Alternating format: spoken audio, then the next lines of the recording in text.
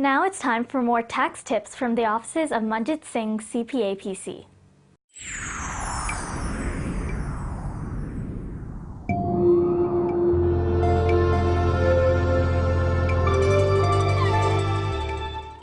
Folks, good morning. This is Manjit Singh from Manjit Singh CPA PC at Lowman's Plaza.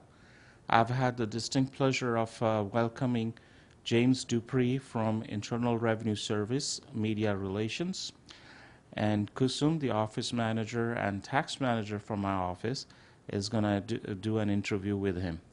I hope you enjoy, and the information is informative.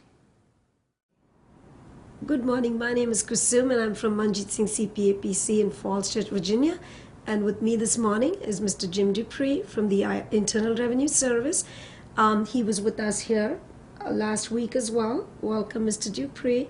And the last time Mr. Dupree was here, he talked about people who want to do their own tax returns and the facilities that the IRS provides, how they can go online and file their tax returns. Today, he will tell us a little bit more about people that would like to use a paid preparer to have their taxes filed. It's all yours, Mr. Well, thank you very Dupree. much, and it's a pleasure to be here. You're right. Most people take for granted how to choose a tax preparer, but it's a very important thing. Paying and filing a tax return is probably one of the most important things people will do in the course of a year. So you shouldn't take it lightly. And I would suggest you choose a tax preparer like you would choose a doctor or an attorney. You want to check with your friends and family to see who they've got a history with. You want to check to find out, you need to determine what type of tax professional. In some cases you may need an attorney, you might want a CPA, or you might want a special enrolled agent. Those people can represent you with the IRS if you have a tax problem. Sure. You want to make sure that it's going to be, this person is a professional person. You want to find out if they belong to professional organizations. You may want to check with the Better Business Bureau to see if complaints have been filed against a person. And you want to make sure they're going to be around. There are a lot of tax professionals that hang a shingle in January and they disappear after April the 18th deadline. So you want to make sure if you have questions after the fact or in long term that these people are going to be around. A good tax professional is going to be someone who's going to ask to see your paperwork, will have lots of questions for you as well. So I would steer clear of anybody that can promise you a refund without looking at your tax paperwork. That should be a warning flag, should go up right away. The same thing holds true for somebody who wants you to sign a blank tax form or someone who wants to base their fee on a percentage of your refund. I would steer clear of those people as well. So again, there are lots of professional people out here. And the most important thing to remember, though, is regardless of who you pick, whoever you pick, when you sign that tax return, you are ultimately responsible for what goes on it.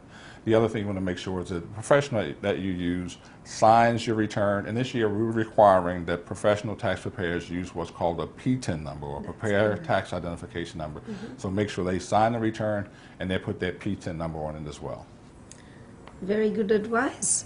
We also want to talk to you a little bit about the earned income tax credit and more people being eligible for it this particular tax year on account of the recession. So if you want to enlighten our audience a little bit about that. Yes, well, if the earned income tax credit is a credit for people who worked but did not make a lot of money.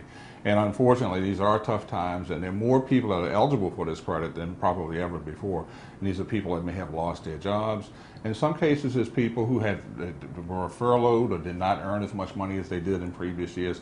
So these people may be eligible for it and not know it. So this is something we want to get the word out that they know it. That's correct. You've also got people who, like senior citizens, who may be raising grandchildren, or may have multi-generational families and home situations that may be eligible for it as well. Now, if you have 3 children and earn less than $49,000, you'd be eligible for this credit. But you don't have to be married and you don't have to have children. Again, it's for people who worked but did not make a lot of money. So if you make less than $49,000, you want to look into it.